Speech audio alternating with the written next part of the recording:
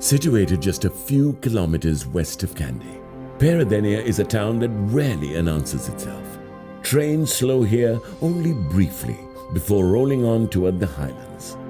And many travelers do the same, unaware that this quiet suburb guards one of Sri Lanka's most layered and evocative green spaces, the Peradeniya Royal Botanical Gardens.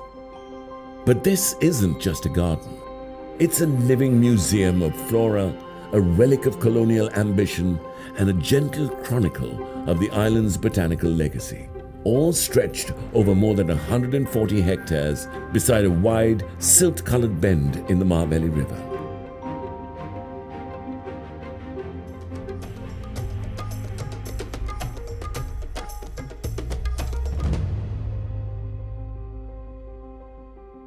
The history of the gardens goes back to the 14th century, when the land hosted a royal court under King Vikramabahu III.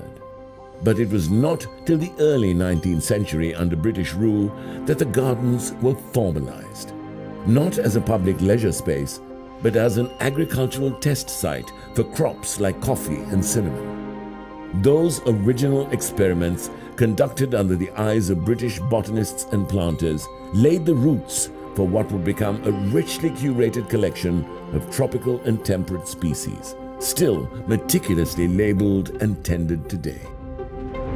In the depths of the Royal Botanic Gardens lies one of Sri Lanka's most consequential botanical experiments. Not in recent decades, but nearly 160 years ago.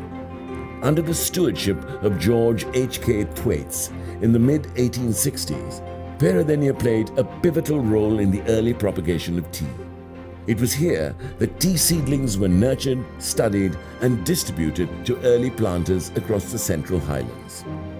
These were not ornamental curiosities, but the foundation stock of a global industry. Long before Ceylon tea became a brand, it was a botanic experiment under monsoon skies. Peradeniya's gardens aren't manicured in the prim geometric way of European counterparts. There is symmetry here, but it yields gently to nature.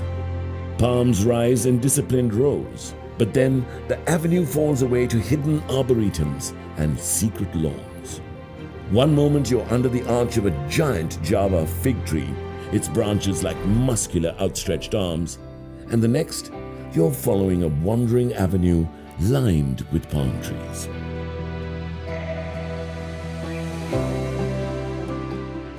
The Orchid House feels like a quiet gallery, not large, but lit with a saturated color of blooms in curated arrangement. A variety of orchids, from large to delicate, offer the visitor a visual of a profusion of color and shapes. Further in, the Cactus House offers an abrupt shift in atmosphere, dry, sparse, angular. It's a nod to ecosystems far removed from Peradeniya's warm, rain-laced air. And then there's the Medicinal Garden, an overlooked corner that doesn't call for attention, but offers a glimpse into the island's indigenous knowledge. It's not all quiet contemplation either. The gardens are alive with local life. Couples sheltering beneath branches, tourists enjoying the immaculately laid spaces, and others trying to capture everything into their lenses.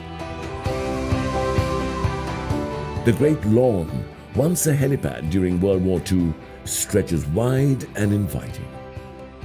For those who linger, the gardens offer more than escape.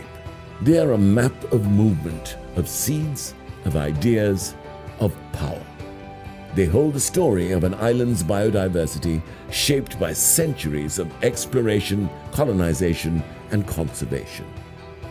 In the slow rhythm of a walk through its shaded avenues, Peradeniya reveals what many travelers miss, that the most lasting impressions of Sri Lanka often grow in quiet, cultivated spaces.